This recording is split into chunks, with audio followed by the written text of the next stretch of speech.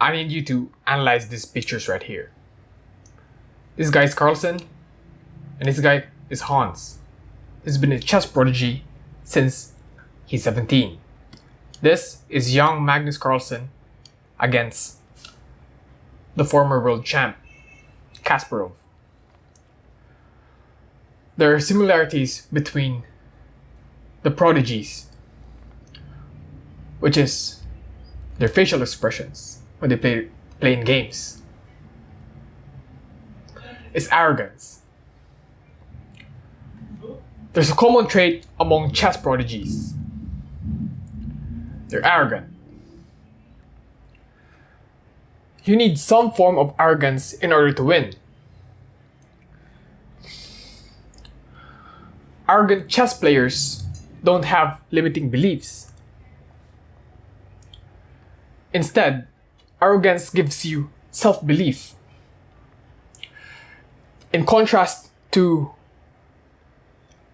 a self-doubting player, a player who has low self-esteem would doubt if he would win, would be nervous before getting into a game, and he always thinks that he's playing not to lose. So he won't look for winning combinations, and he would be happier if the game would a draw because he thinks that his opponent is much better than him. That's why arrogance can be a good thing when you're new to chess. So arrogant chess players, like the chess prodigies, they believe they can beat anyone. So it doesn't matter who their opponent is. As long as they play in the board, they believe that they can beat anyone. ELO is just a number to them. Because one reason is they're still fairly new to chess. They don't have a clear idea about the rating system. So ELO is just a number to them.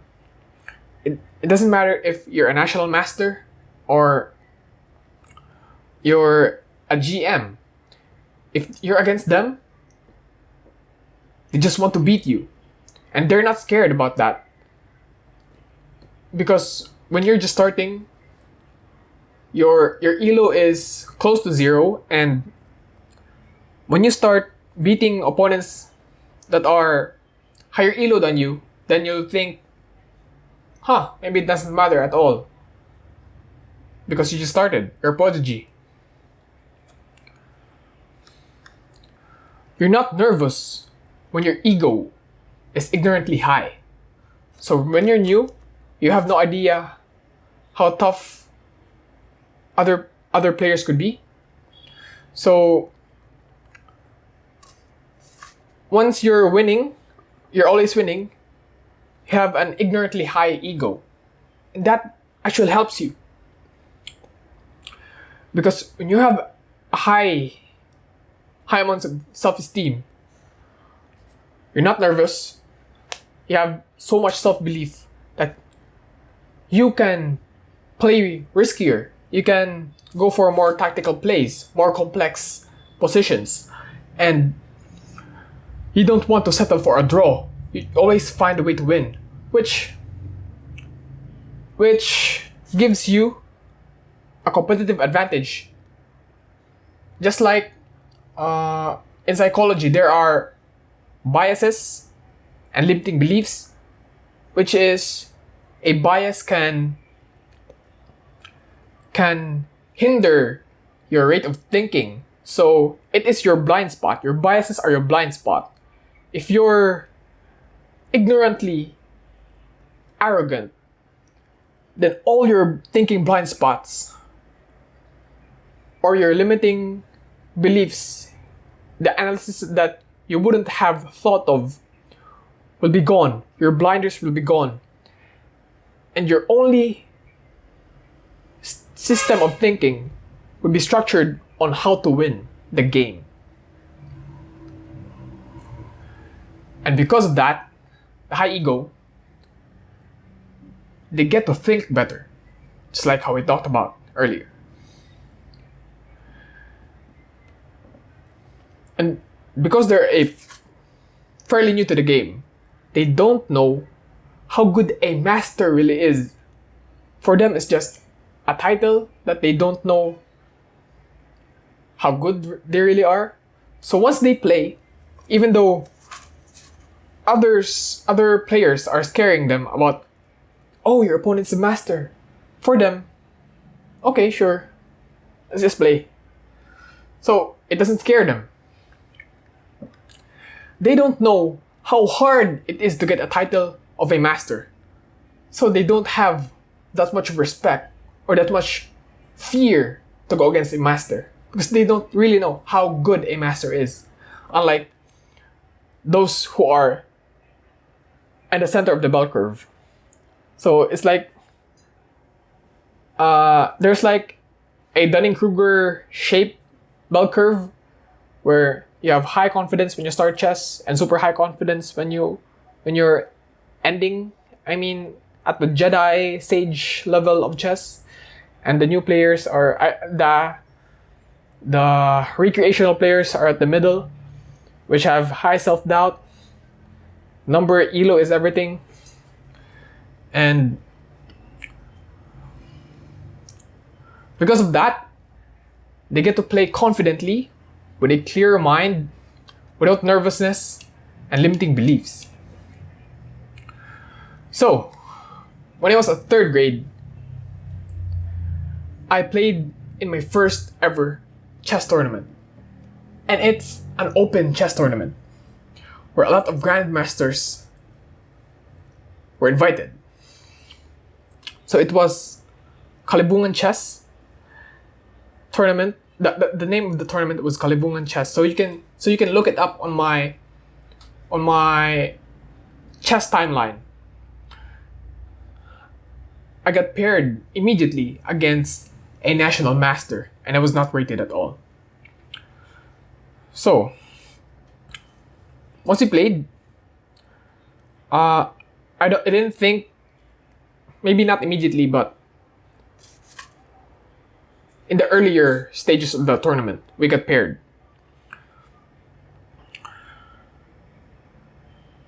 Once we got paired, the crowd, the audience started scaring me. Oh, you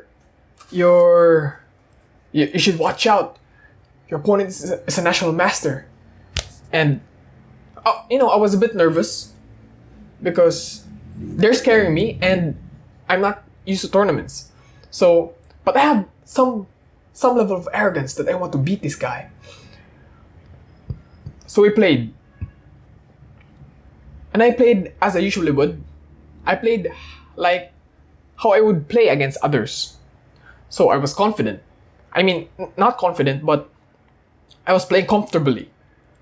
I didn't have the cultural belief in chess, which is if your opponent has higher elo than you, that he's better than you, then the players will think, oh no, I can beat him. He has higher elo than me.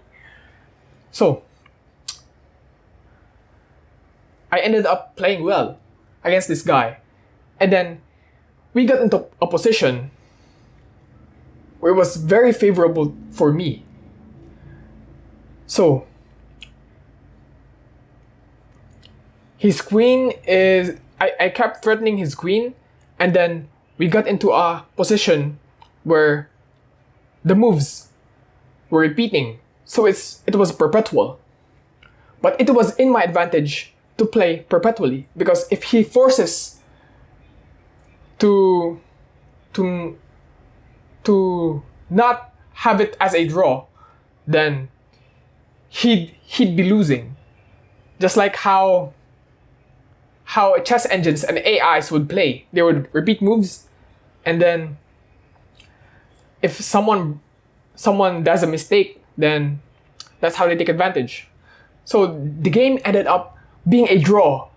And as a new player, That was the biggest upset. I was third grade, I was small, and this guy was a national master. So, because of that, my arrogance grew a bit. And it's a self-fulfilling cycle. And that's what I said, that there's an advantage when you're a chess prodigy. Like, how do chess prodigies think?